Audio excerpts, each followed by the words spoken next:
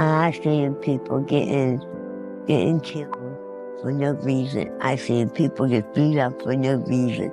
They get robbed for no reason. It's crazy. Yeah. A lot of violence. They rob stores, they do everything around here. They rob them, they sell it out here.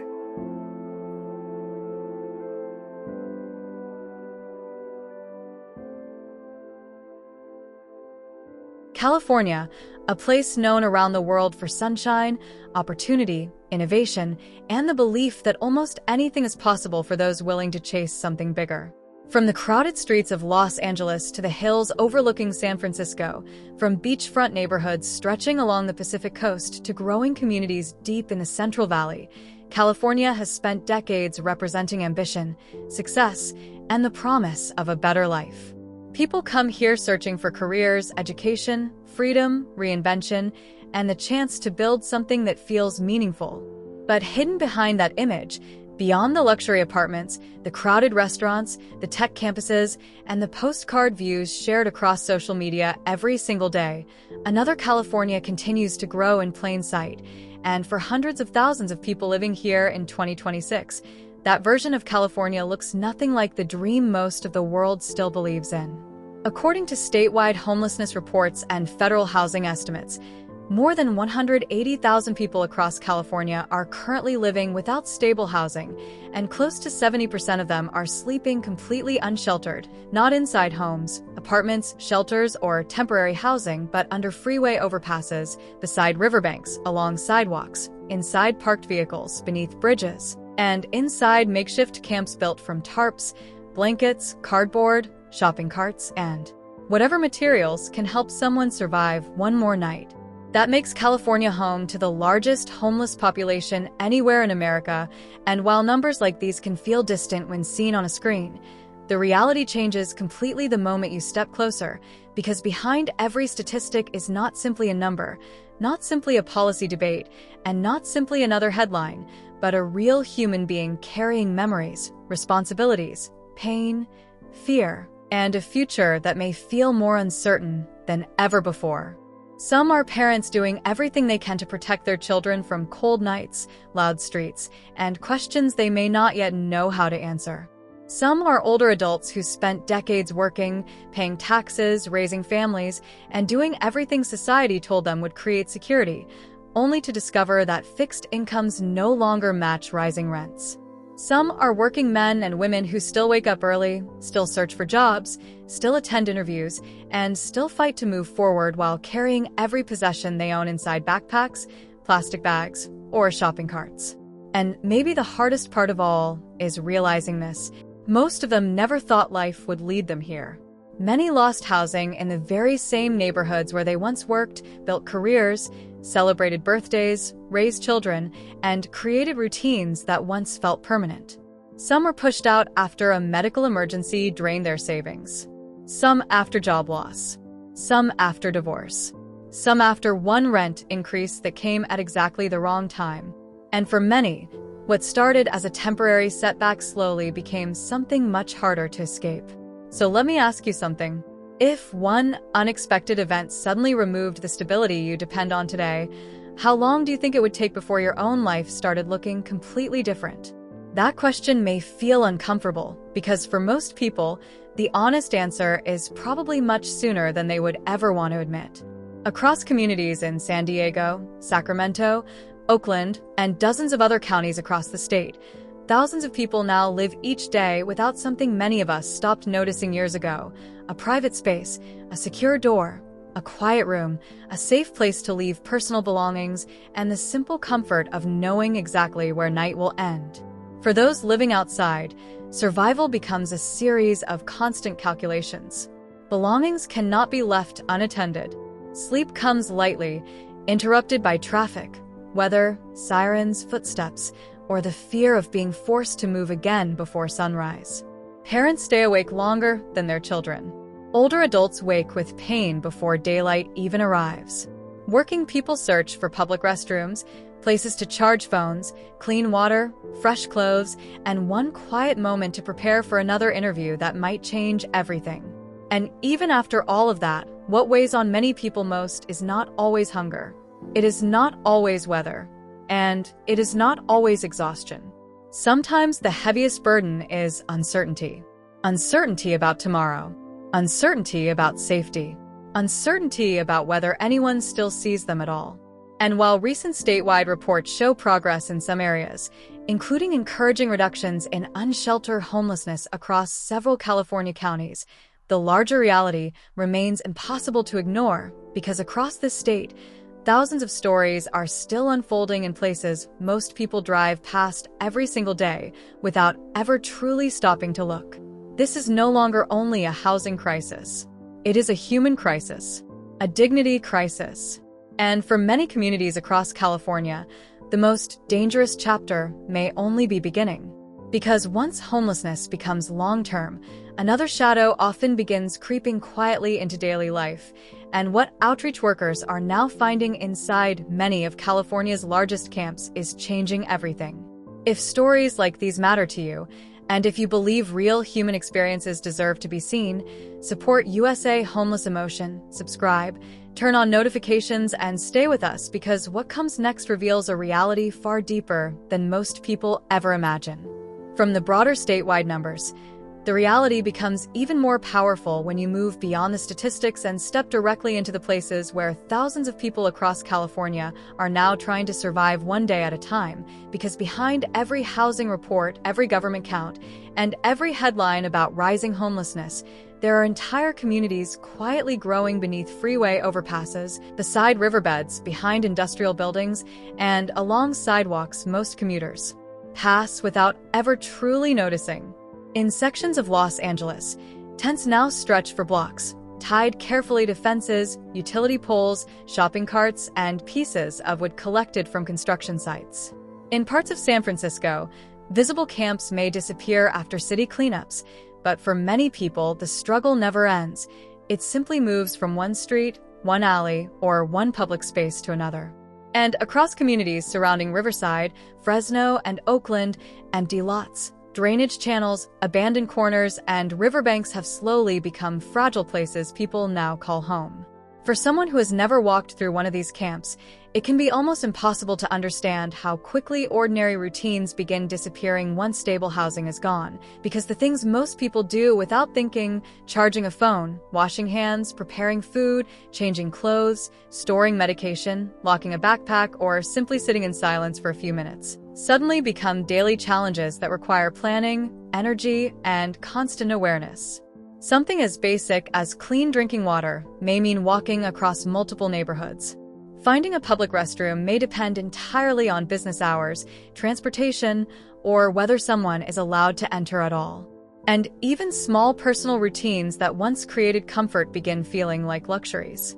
What often surprises volunteers the most is how much energy goes into protecting the few belongings someone still has left. One backpack may hold identification documents, prescription bottles, family photos, job applications, work clothes, children's school papers, and every piece of paperwork needed to rebuild a life. One shopping cart may carry blankets, food donations, bottled water, flashlights, spare shoes, and everything needed to make it through another night. And every time someone steps away, even for a few minutes to use a restroom, speak with a caseworker, charge a phone, or search for food, there is always one quiet fear following them. Will everything still be there when I come back? So let me ask you something. How would your sense of safety change if every object you owned had to remain within arm's reach every hour of every day? That question becomes painfully real for families trying to survive inside these camps, especially parents doing everything possible to protect children in environments never meant for long-term living. Some mothers wake before sunrise to move tents before city crews arrive. Some fathers spend hours searching for shade, clean water, or safer corners where children can rest without traffic noise, street conflict, or harsh weather. Homework sometimes happens under public lighting. Meals come from food donations, outreach vans, or whatever can be safely stored. And bedtime, something that should feel peaceful, often happens beside freeway noise, flashing patrol lights, and the constant awareness that tomorrow may require moving again. For older adults, the struggle often becomes even more physical. Many are living with chronic pain, limited mobility, diabetes, heart conditions, or untreated injuries. Yet every morning still begins with lifting bags, folding blankets, protecting personal belongings, and searching for somewhere slightly safer than where they slept the night before. Some spent decades working in construction, education, healthcare, transportation, or public service, only to discover that retirement income no longer matches California's rising cost of living. Some ran out of savings, some ran out of support, and some simply ran out of options. And even within these difficult conditions, something remarkable continues appearing in quiet ways. Human connection. Neighbors checking on one another after cold nights. People sharing bottled water, phone chargers, food, batteries, socks, and information about shelter availability. Quiet conversations happening beside tents made from scraps. Strangers becoming support systems. People who have lost almost everything still finding ways to help someone else hold on. But as difficult as life inside these camps already is, another shadow has been spreading quietly through many of California's homeless communities, making survival even harder, and for thousands of people already living on the edge, this next chapter is changing everything. Because once hopelessness meets addiction, and addiction meets something stronger, cheaper, and far more deadly, entire communities can begin changing almost overnight. If stories like these matter to you, and if you believe real human experiences deserve to be seen, support USA Homeless Emotion, subscribe, turn on notifications, and stay with us because what we uncovered next inside California's homeless camps reveals a crisis growing darker than many people realize. Building from the visible struggles of tent cities, roadside encampments, and makeshift shelters spread across California, another far darker reality has quietly taken hold inside many of these communities. And according to outreach workers, emergency responders, and people living through it every single day, this may be one of the most devastating shifts California's homeless population has faced in recent years. Because while the loss of housing creates instability, exhaustion, and constant uncertainty, a growing number of camps are now facing something even harder to escape, something that does not simply steal comfort, opportunity, or routine, but can take a life in only a matter of minutes. That shadow is fentanyl. And in 2026, from the streets of Los Angeles to public spaces in San Francisco, from hidden alleys in Oakland to encampments scattered throughout San Diego, outreach teams are describing a reality that many say feels very different from what they were seeing just a few years ago. What once appeared to be isolated struggles with substance dependency are now becoming deeply woven into daily camp life, affecting not only those battling addiction, but entire communities trying to survive under impossible conditions. According to public health reports from several California counties, synthetic opioids continue playing a major role in emergency medical responses involving unhoused populations, with some urban areas reporting fentanyl involvement in a large majority of overdose-related emergency calls among people experiencing homelessness. For people already living without stable shelter, without consistent health care, and without safe places to recover, the risk becomes even greater because when someone collapses beneath an overpass, inside a tent, or beside a riverbank, help is not always seconds away, and sometimes it is not even minutes away. But numbers alone never tell the full story. One outreach volunteer working near downtown Los Angeles described arriving at a camp she had visited every week for nearly 2 years, only to notice that several familiar faces had suddenly disappeared. At first, she assumed they had moved to another camp, entered temporary shelters, or found housing somewhere else, because movement between encampments happens often. But as she continued walking, checking tents, and speaking with residents she had come to know by name, the truth slowly became impossible to ignore. Some had been taken to hospitals. Some had vanished without explanation. And some, she later learned, were never coming back. And perhaps what makes this crisis even more heartbreaking is that many people trapped in this cycle never began using substances simply to escape responsibility, rebel against society, or make reckless choices. For many, the path looked very different. It started with pain, physical pain that never fully healed, emotional pain that never fully faded, trauma that followed them long after losing housing, Sleepless nights, lonely mornings, and endless days of survival without privacy, security, or peace. Eventually, someone nearby offered something that promised, even for a few hours, to make the hunger feel smaller, the anxiety feel quieter, and the cold pavement beneath them feel just a little less unbearable. So let me ask you something.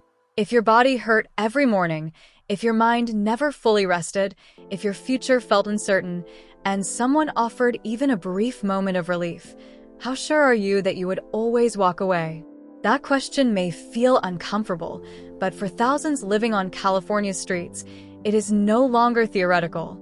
One man in Oakland reportedly told an outreach worker that the hardest part of staying sober inside an encampment was not withdrawal, and it was not temptation, but watching people around him use every single day while he fought to remember why his own life still mattered.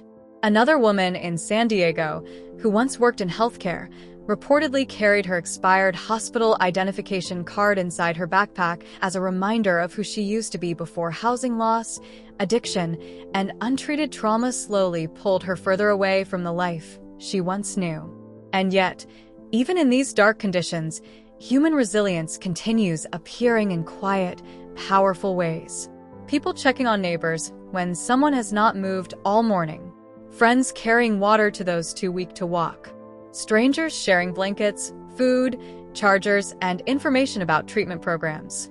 Because when formal systems move slowly, communities often build their own forms of survival. But fentanyl is only one part of what is making life inside these camps increasingly dangerous, because even for people who never touch substances, another crisis is silently affecting nearly every single day, wearing down the body, draining energy, and turning even the most basic human routines into exhausting battles. And what happens when people lose not only shelter, but access to clean water, safe sleep, privacy, and basic healthcare, may be even harder to witness. If these stories help you see beyond headlines and statistics, please support USA Homeless Emotion, subscribe, turn on notifications, and stay with us, because what we uncovered next reveals the physical toll of surviving on California's streets in ways most people never truly imagine. After the headlines fade, after the cleanup crews leave, and after the cameras move on to the next story, the people still living inside California's homeless encampments are left facing a reality that rarely appears in official reports, because for thousands of men, women, and children across California, the greatest battle is no longer simply finding a place to sleep, avoiding dangerous substances, or protecting the few belongings they still have left. In 2026, for many people living on the streets, the hardest fight has become something far quieter, far more personal, and in many ways far harder to see from the outside. It is the slow physical cost of surviving without the most basic human necessities. Across camps near Los Angeles, river communities outside Fresno, and forgotten industrial spaces surrounding Oakland, outreach workers describe scenes that look less like temporary hardship and more like long-term humanitarian emergencies. Blankets remain damp for days after rain. Clothing hangs from fences trying to dry in polluted air. Shoes wear thin from constant walking across concrete, dirt, and gravel. People with untreated injuries continue moving because staying still is often not an option. And when the human body never fully rests, even small health problems can quietly become life-changing emergencies. A cut on a foot can become infected. A missed prescription can become a medical crisis. Dehydration can become hospitalization. And exhaustion, when repeated day after day, month after month, can slowly change the way a person thinks, reacts, and survives. According to statewide homelessness and public health studies, a large percentage of people experiencing long-term homelessness across California are also living with chronic medical conditions, including diabetes, respiratory illness, heart disease, mobility limitations, untreated injuries, and pain that grows harder to manage with every passing week. For people living outside, recovery does not happen in clean bedrooms, quiet apartments, or safe medical facilities. Recovery often happens beneath tarps, beside traffic, under bridges, and sometimes not at all. But what often surprises first-time volunteers most is not only the physical suffering. It is how much energy goes into the smallest daily routines. Finding clean water may take hours. Finding a safe restroom may mean crossing multiple neighborhoods. Charging a phone may depend on libraries, train stations, or outdoor outlets. Washing clothes may depend on nonprofit outreach vans or public facilities staying open long enough. And for women living on the streets, the burden often becomes even more personal because changing clothes safely, managing private hygiene, or handling basic health needs must all happen in environments where privacy barely exists. So let me ask you something. How long do you think your body, your confidence, and your sense of dignity would hold up if every basic routine you rely on today suddenly became a public struggle? That question becomes painfully real for older adults living inside these camps, many of whom spent decades working in construction, education, transportation, healthcare, or public service before life changed in ways they never expected. Some now walk with canes across broken sidewalks. Some carry oxygen tanks beside shopping carts. Some ration medication because replacing prescriptions requires paperwork, transportation, identification, and resources they simply no longer have. And some quietly admit that the hardest part is no longer pain itself. It is feeling invisible while carrying it. One outreach worker in Fresno described meeting a man in his late 60s who once owned a small repair business. He still kept an old business card inside his wallet, faded almost beyond recognition, as if holding on to proof that the life he built had actually happened. When asked what he missed most, he did not mention money, comfort, or success. He simply said, "A door. A door I can close." And maybe that is what makes this crisis so difficult to fully understand from the outside, because homelessness does not only take shelter. It takes privacy. It takes routine. It takes identity. It takes control. And over time, for many people, it slowly begins taking something even harder to rebuild: hope. Because once the body becomes exhausted, once pain becomes normal, and once every day feels focused only on making it to the next night, the human mind begins carrying a weight that cannot always be seen from the outside. And what outreach teams across California are now uncovering about the silent emotional and mental health crisis inside these camps may be one of the most heartbreaking chapters yet. If stories like these help you see the human reality behind the headlines, please support USA Homeless Emotion, subscribe, turn on notifications, and stay with us, because what comes next reveals what happens when survival begins affecting not only the body, but the mind itself. After months, and in many cases years, of sleeping beneath overpasses, inside vehicles, beside riverbanks, or under tarps tied carefully to chain-link fences, many people experiencing homelessness across California are no longer fighting only hunger, exhaustion, exposure, addiction, or physical illness. According to outreach workers, mental health counselors, nonprofit teams, and people who have spent years walking through California's largest encampments, one of the deepest struggles often begins when the human mind reaches a point where survival becomes so exhausting that hope itself starts feeling heavier than the pain. And in 2026, from encampments in Los Angeles to roadside shelters near Sacramento, from river communities outside Fresno to forgotten industrial corners of Oakland, a quieter crisis is now unfolding behind the visible hardship, one that cannot always be captured by statistics, drone footage, city reports, or social media clips, because while tents, shopping carts, and crowded sidewalks tell part of the story, they rarely show what happens inside a person after years of uncertainty, isolation, emotional survival, and the constant pressure of simply making it through another night. One mobile crisis counselor working in Southern California described meeting a man in his late 40s sitting alone outside a collapsed tent, staring at the same cracked section of pavement for nearly an hour without moving. At first, she assumed he was resting, exhausted, or simply avoiding conversation. But when she eventually sat beside him and quietly asked how he was doing, his answer stayed with her long after the encounter ended. He said he was not waiting for housing. He was not waiting for treatment. And he was not even waiting for help anymore.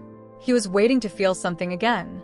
And perhaps that is one of the hardest truths hiding inside California's homelessness crisis, because long before the body completely gives out, long before addiction takes full control, and long before emergency responders arrive, many people begin disappearing emotionally, losing routines, losing confidence, losing identity, and slowly losing the belief that their story still matters. So let me ask you something. If every day felt uncertain, if every night brought the same noise, the same fear, the same exhaustion, and the same invisible feeling that nobody truly sees you anymore. How long would it take before your own mind began protecting itself by simply shutting parts of you down? That question is becoming painfully real for thousands of people living on California's streets because case managers, behavioral health teams, and nonprofit workers continue reporting rising levels of untreated trauma, severe anxiety, depression, emotional withdrawal, and long-term psychological exhaustion among people experiencing extended homelessness. For many, the hardest part is not always physical pain. Sometimes the hardest part is forgetting who you used to be. One woman in Los Angeles reportedly carried an old family photograph inside a waterproof bag, taking it out only at night before going to sleep beneath an overpass. When asked why she protected that photo more carefully than anything else she owned, she quietly said that if she forgot who loved her once, she was afraid she might stop believing she could ever be loved again. And yet, even in places where suffering feels endless, something remarkable continues appearing in quiet, unexpected ways. Hope. Not always loud, not always dramatic, and not always immediate, but real. A volunteer who brings meals to camps in Oakland described watching a man who had spent nearly 4 years living on the streets finally step into transitional housing carrying only one backpack, one blanket, and a pair of worn work boots. When asked what kept him fighting through every setback, every waiting list, every disappointment, and every night spent outdoors, he smiled quietly and said something impossible to forget. He said nobody can rebuild your life for you, but one person believing you still can changes everything. And maybe that is the real story behind California's homelessness crisis. Not only the tents, not only the statistics, not only the addiction, not only the policy debates, but the human beings behind every number, every sidewalk, every camp, and every story still waiting to be heard. So before this journey ends, I want to ask you one final question. What stayed with you the most, the scale of the crisis, the weight of addiction, the daily fight for dignity, or the quiet resilience of people who refuse to give up even when the world stops looking? Thank you for staying with us until the very end. Your time, your attention, and your willingness to listen help bring these real human stories into the light. If stories like these matter to you, if you believe America's hidden realities deserve honest attention, and if you want to continue walking alongside voices too often ignored, please support USA Homeless Emotion, subscribe, turn on notifications, leave your thoughts in the comments, and join us for more real stories from communities across America. Until next time, stay aware, stay compassionate, and never forget that behind every tent, every statistic, and every street corner, there is still a human story waiting to be seen.